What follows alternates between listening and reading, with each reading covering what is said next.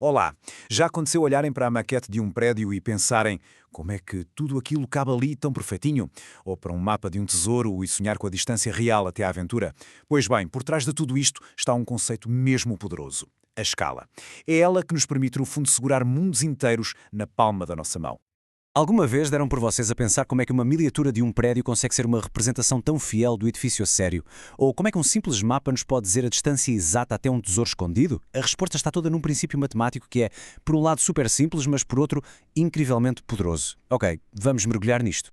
O nosso percurso vai ser bastante direto. Vamos começar por perceber a razão fundamental por trás da escala, depois passamos para uns desafios práticos, primeiro do mapa para a realidade e depois o contrário. E terminamos a ver como a escala, no fundo, molda o nosso mundo. Pois bem, tudo começa com uma ideia central. Pensem nisto como uma espécie de chave mestra que nos vai abrir a porta para resolver qualquer problema que envolva escalas. Então, afinal, o que é a escala? Bem, é simplesmente uma razão. Uma comparação direta entre o tamanho que vemos no desenho e o tamanho que a coisa tem na realidade. Toda a magia dos mapas e das maquetes resume-se a esta relação. E aqui está a chave de tudo. A escala é sempre, mas sempre, o tamanho do desenho a dividir pelo tamanho real. É esta a única ferramenta de que vamos precisar. Parece simples, não é? Mas acreditem, é o coração de tudo o que vamos ver a seguir. E pronto, vamos lá para a nossa primeira missão. Vamos pegar no que acabamos de aprender e transformar uma medida num mapa, na sua distância correspondente, no mundo real. Ok, o nosso cenário é este. Temos um mapa com uma escala de 1 para 6.000. E a distância que nos interessa, medida no mapa, é de 8 centímetros. A grande pergunta é: a que distância real é que isto corresponde? A lógica aqui é muito direta. A própria escala diz-nos que cada centímetro no mapa equivale a 6.000 centímetros na realidade. Portanto, se um centímetro representa 6.000, os nossos 8 centímetros no mapa vão representar, claro, 8 vezes esse valor. E o cálculo dá-nos 48.000 centímetros. É uma resposta que está matematicamente correta, mas convenhamos que não é muito prática, pois não? Quer dizer, ninguém mede grandes distâncias em centímetros. E é exatamente aqui que entra um passo absolutamente crucial. Vamos então ver aquele passo que muitas vezes fica esquecido, mas que é sem dúvida essencial para se chegar a uma resposta que seja não só certa, mas também útil: a conversão de unidades. E aqui está a regra de ouro, o ponto mais importante de todos. As unidades têm de ser sempre as mesmas. Antes de se fazer qualquer cálculo, tem de estar tudo em centímetros ou tudo em metros. É um passo que não se pode mesmo saltar. O processo de conversão é bastante simples. Para passar dos nossos 48.000 centímetros para metros, o que fazemos é, primeiro, dividimos por 10 para chegar a decímetros e depois dividimos por 10 outra vez para termos os metros. E de repente, aquele número enorme transforma-se em algo que já conseguimos visualizar.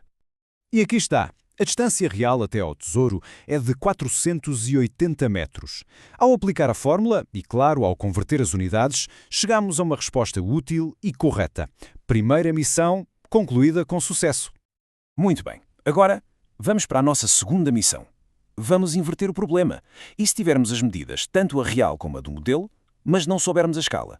Vamos descobrir como se faz. O nosso segundo desafio é este. Imaginem uma estátua imponente, com 20 metros de altura, que foi recriada numa miniatura de apenas 2 centímetros. A questão que se põe é: qual foi a razão, qual foi a escala usada para criar esta peça? Lembram-se daquela regra de ouro de que falámos há pouco? É isso mesmo. O primeiro passo é sempre garantir que estamos a trabalhar com as mesmas unidades. Então, vamos converter os 20 metros da estátua real para centímetros, o que nos dá 2.000 centímetros. Só depois é que podemos aplicar a nossa fórmula. Desenho a dividir por real. Isto dá-nos uma fração 2 sobre 2.000. Para a escala ficar no seu formato clássico, aquele que estamos habituados a ver, só precisamos de a simplificar. Dividimos ambos os números por 2 e chegamos à nossa razão final. E aqui a temos. A escala da miniatura é de 1 para 1.000. O que é que isto significa? Significa que cada unidade medida na miniatura representa 1.000 dessas mesmas unidades na estátua real. Problema resolvido, e desta vez a trabalhar ao contrário. Então, o que é que devemos reter de tudo isto? Vamos resumir os pontos-chave que, no fundo, nos permitem desvendar o poder da escala.